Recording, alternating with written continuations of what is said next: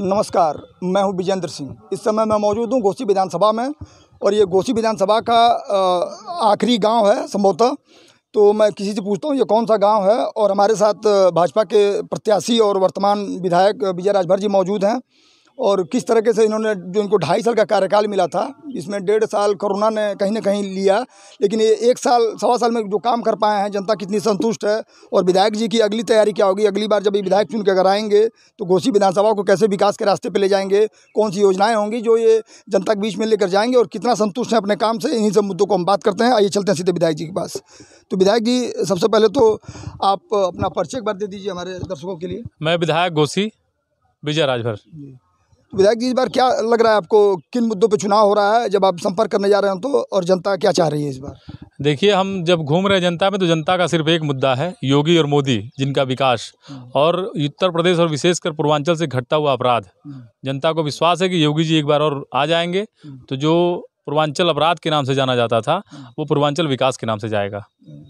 तो अभी किस तरह की लड़ाई, आप लड़ाई यहाँ किससे देख रहे हैं अपनी? हमारी लड़ाई किसी से नहीं है, हमारी लड़ाई एकदम एक तरफा है। हमारी लड़ाई में दूर दूर तक कोई नहीं है और कोई नहीं है एकदम। तो अभी कौन सी योजना है आप जो 1 साल का, मैं तो कहूँगा 1 साल का है, क्योंकि 1.5 साल तो कहीं ना कहीं कोरोना था, लेकिन जो 1 साल आपको मिला, 1 से सवा साल, तो इसमें क्या लगता है कितनी योजनाएं आप पहुंचा पाए सरकार की जनता तक, और क्या आपकी आगे की योजनाएं क्या रहेंगी? देखिए, जितनी भी जन कल्याणकारी योजनाएं जो सरकार की चलती हैं, चाहे आवास हो, शौचालय हो, विद्युत कनेक्शन हो, या फिर गैस का हो, या फिर किसान सम्मान निधि हो, ऐसी तमाम योजनाएं जितनी भी थी सब जनता तक पहुँच रही हैं। हमने जो अपने प्रयासों से किया है, सड़कों का आप देखेंगे, जो कोपागंज से जो भातकुल वाली सड़क जाती है, कोयरिया पार तक वो चौड़ीकरण करा दिया है। नदवा सराय वाली सड़क हमने चौड़ीकरण करा दिया है। तीसरी एक सड़क जो बच गई थी, जो लास्ट में आते थे, टेंडर हो गया, टेंडर खुल नहीं पाया, एक अजमतगढ़ से लेकर अमिला से लेकर अजमतगढ़ वाली सड़क, वो हमने टेंडर करा दिया, टेंडर खुलना बाकी रह गया है। देश की आज़ादी के बाद पहली बार वो सड़क हमें बनाने का सौभाग्य मिला था। मैं अपने आप को गौरवान्वित महसूस करता हूँ कि मैंने उस सड़क का टेंडर करा दिया। विजय राजभर जिंदाबाद, जिंदाबाद, जिंदाबाद। यहाँ पे काफ़ी जन समर्थन भी इनको हासिल है, लोकप्रिय हैं, युवा हैं अभी, और लगता है कि अभी आगे और भी इनको काम करने का मौका मिलेगा, जिस तरह से इनका जन समर्थन यहाँ दिखाई दे रहा है हम लोग जब गाँव में जा रहे हैं तो।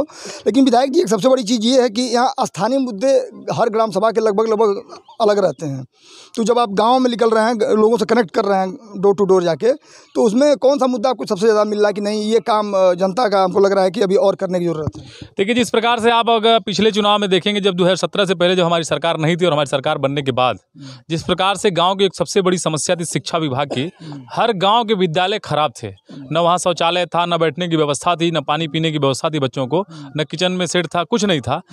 माननीय मुख्यमंत्री जी ने उसको कायाकल्प के माध्यम से, वही गांव के प्रधान जो देश में की आज़ादी के बाद से प्रधानी करते थे, उन्हीं लोगों को कह करके, उन्हीं लोगों को कड़ाई करके, और आज देखिए सारे विद्यालयों को, उत्तर प्रदेश के और हमारे मऊ जनपद के समस्त विद्यालयों को कायाकल्प के माध्यम से सुंदर बना दिया है। हमारी जो समस्या है, जो हमें देखने को जेन्युइन मिल रही है, हर गाँव में जो पहले गंदा पानी जो घरों से निकलता है, वो गंदा पानी निकलने की व्यवस्था नहीं है। तो हमें लगता है कि एक बार पूज्य महाराज जी से बात अवगत करा करके, और गाँव का जो गंदा पानी बहता है, जो सड़कों नालियों में न बहे, किसी खेत में न बहे, उसकी निकासी के लिए एक ऐसे कायाकल्प के माध्यम से हम चाहेंगे कि प्रधानों को लगा करके विशेष अभियान चला करके प्रदेश में, और ये नाली बना कर गंदा पानी बाहर निकाल दिया जाए।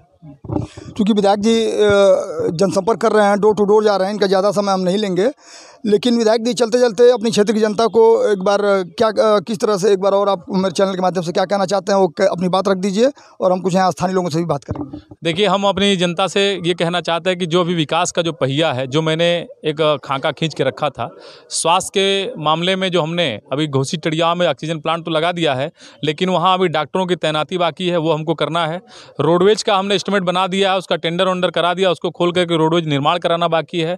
तरड़ ताल के लिए हमने पिउआ ताल का सारा एस्टिमेट सरकार में भिजवा के रखा है, वो कराना है। और यहाँ के जो बच्चे बाहर पढ़ने जाते हैं तैयारी के लिए, उनके लिए एक टेक्निकल शिक्षा का स्थान यहाँ घोसी में लाना है। ऐसी 2-3 जो मुख्य बिंदु हैं, उनको हम ध्यान में रख करके ऐसे विकास कार्य जो अधूरे हैं उसको पूरा करने के लिए मैं घोसी की जनता से निवेदन करूँगा कि बाकी सारी चीज़ों को जाइए भूल, और सिर्फ याद रखिए कमल का फूल, विजय राजभर को जिताइए। विजय राजभर आपके साथ दिन रात चलने के लिए तैयार है। चलिए विजय राजभर जी, अब सुबह से ही जनसंपर्क कर रहे हैं, थकान भी काफ़ी लग रही है। अभी कितना गांव का दौरा आपने कर लिया और कितना भी और करना है अभी? देखिए हम लोग सवेरे 6 बजे से निकले हैं और मैं अपनी घोसी की जनता का धन्यवाद अर्पित करना चाहता हूँ। बहुत सारे प्रत्याशी यहाँ घूम रहे हैं, कई लोग तो यहाँ 21 साल से राज कर रहे हैं और 21 साल के बाद क्षेत्र में कहीं भोजन नहीं मिलता है। लेकिन हम जब निकलते हैं घर से तो हमारे कार्यकर्ता, हमारे जो मतदाता हैं वो कहते हैं कि विधायक जी आइएगा, भोजन हमारे यहाँ रहेगा। अभी 2 टाइम भोजन हम लोग करके आ रहे हैं, सुबह का और दोपहर का। शाम का भी भोजन हमारा क्षेत्र में ही तय है। तो ये है जनता का प्यार बार बार मिल रहा है और बार बार मिलेगा।